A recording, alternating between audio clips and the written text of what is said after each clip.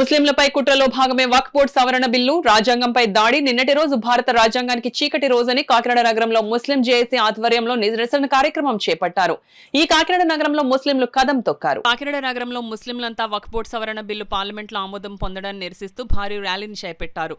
శుక్రవారం మధ్యాహ్నం కాకినాడ నగరంలోని అన్ని మసీదుల నుండి ముస్లింలు భారీ ర్యాలీగా మెయిన్ రోడ్లో గల జామియా మసీద్ వద్దకు చేరుకున్నారు. అక్కడ జామియా మసీద్ ముస్లింలతో కలిసి మెయిన్ రోడ్లో భారీ నిరసన ప్రదర్శన చేసి వక్ఫ్ బోర్డు సవరణ బిల్లుకు వ్యతిరేకంగా నినాదాలు చేశారు.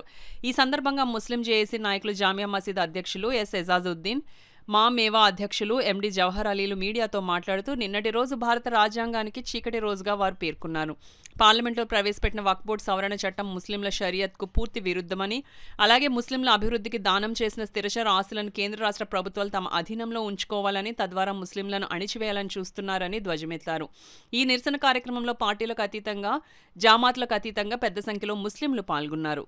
మన చాలా దౌర్భాగ్యం ఏమిటంటే ఈ దేశంలో ఈ వక్ఫ్ బిల్లు ప్రవేశపెట్టడానికి, వక్ఫ్ బిల్లు చట్టం రూపదాల్చడానికి సపోర్ట్ ఇవ్వడానికి చంద్రబాబు నాయుడు గారు, నితీష్ కుమార్ గారు వారిద్దరూ గనక లౌకిక వాదులుగా మనల్ని రక్షించి ఉంటే, వారు విత్డ్రా చేసి ఉంటే ఈ బిల్లు ఆమోదం పొంది ఉండేది కాదు. కానీ దురదృష్టం ఏమిటంటే ఈ రోజున రాష్ట్ర అభివృద్ధి పేరుతో ముస్లింలను బలి చేయడం జరిగింది.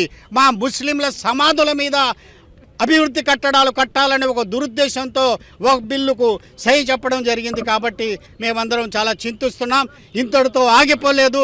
తప్పకుండా ఈ ఒక బిల్లు గురించి సుప్రీంకోర్టు దాకా అన్ని న్యాయస్థానాల్లో కూడా మేము క్వశ్చన్ చేస్తాం, ఛాలెంజ్ చేస్తాం. తప్పకుండా రాజ్యాంగ వ్యతిరేకమైనటువంటి ఈ చట్టాన్ని వెనక్కి తీసుకునేలా చేస్తాం.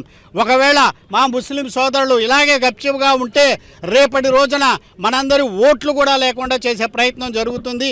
ఇది కూడా ఆ కుట్రలో భాగమే మిత్రులారా. కాబట్టి తప్పకుండా ఏదైతే వక్ఫ్ నల్ల చట్టం వచ్చిందో నిన్న, దాన్ని వ్యతిరేకించడానికి, మేము ఛాలెంజ్ చేయడానికి న్యాయస్థానాల్లో తప్పకుండా ముందుకు వెళ్తామని చెప్పి అందరికీ తెలియజేస్తున్నాం. దాన్ని మనం ఖండిస్తున్నాం, ఏకకంఠంతో ఖండిస్తున్నాం. మనం ఇలాంటి దుశ్చర్యలకు పాలు పడకండి. ముస్లిం సమాజం ఊరుకునే ప్రసక్తి లేదు. వాళ్ళు కామ్గా ఉన్నారని చెప్పి మీరు అనుకుంటున్నారు, కానీ వాళ్ళు ప్రతిదీ ఆలోచిస్తున్నారు, చూస్తున్నారు. ఏంటి జరుగుతుంది, ఏంటి వివక్ష, ఏంటి వివక్షపూరితంగా ఎందుకు చేస్తున్నారు మన భారత ప్రభుత్వం. మనం కూడా ఒక శరీరం, భారతదేశం ఒక శరీరం అనుకుంటే ముసల్మాన్లందరూ కలిసి ఒక అంగం, ఆ శరీరంలో ఒక అంగం. మనం ఆ అంగానికి మీరు దెబ్బతీస్తున్నారు అంటే శరీరం కూడా దెబ్బతింటుంది.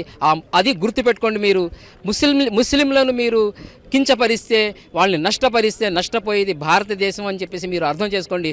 ఎందుకంటే భారతదేశం అందరూ సుభిక్షంగా అన్ని మతాలు కలిసిమెలిసి ఉన్నప్పుడే భారతదేశం లౌకిక రాజ్యంగా ప్రసిద్ధి చెందింది. ఈరోజు భారతదేశం ప్రపంచంలో ఆగ్రగమి రాజ్యంగా ఉంది. ఇలాంటి రాజ్యాన్ని మీరు ఎప్పుడు పాడు చేయకండి. మనలో మన వివక్షలు తీసుకురాకండి. ఐకమత్యంగా ఉందాం మనందరూ కలిసి. ఒక మతం మీద వివక్ష చూపకండి అని చెప్పేసి నేను మీ అందరి ద్వారా తెలియపరుస్తున్నాను.